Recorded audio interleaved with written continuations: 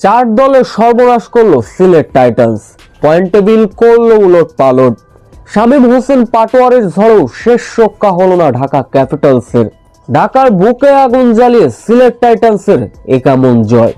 বিস্তারিত জানতে পুরো প্রতিবেদনের সঙ্গে থাকুন। বাংলাদেশের সাবেক প্রধানমন্ত্রী বেগম খালেদা জিয়ার মৃত্যুর ঘটনাকে কেন্দ্র করে স্থগিত ছিল বিপিএল এর 2 দিনের ম্যাচ, যেখানে আজ মাঠে গড়ালো সিলেট টাইটান্স এবং ঢাকা ক্যাপিটালস। শুরুতে অবশ্য সিলেট ব্যাটিং করতে নামলেও মিডল অর্ডার ব্যাটাররা সুবিধা করতে পারলেন না।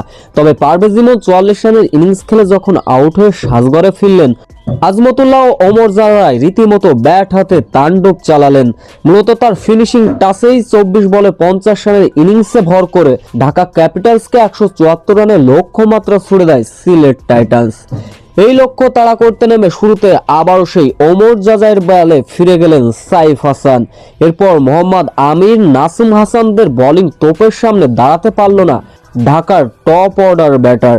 অর্থাৎ 43 রানে যখন 5 উইকেট হারিয়েছিল ঢাকা ক্যাপিটালস, সেইখান থেকে শামীম হোসেন পাটোয়ারি এবং সাব্বির হোসেন প্রতিরোধ গড়ার চেষ্টা করেন।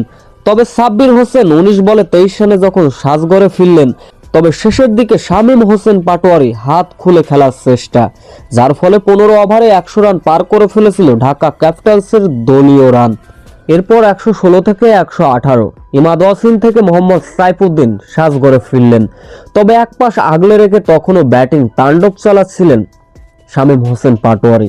এদিন অবশ্য মাত্র 32 বলে 50 দেখা পান শামীম হোসেন পাটোয়ারি, যার ফলে শেষ 10 বলে ঢাকা ক্যাপিটালসের জয়ের জন্য প্রয়োজন ছিল 34 রান। শামীম হোসেন পাটোয়ারি ব্যাটিং ঝড়েও শেষ রক্ষা হলো না ঢাকা ক্যাপিটালসের। এদিকে সিলেটের এই জয়ে 4 দলের সর্বনাশ করলো সিলেট টাইটান্স। পয়েন্ট টেবিলের তলানি অর্থাৎ 5 থেকে 2-এ উঠে আসলো সিলেট টাইটান্স। 3 ম্যাচে 4 পয়েন্ট নিয়ে পয়েন্ট টেবিলের দ্বিতীয় অবস্থানে সিলেট টাইটান্স।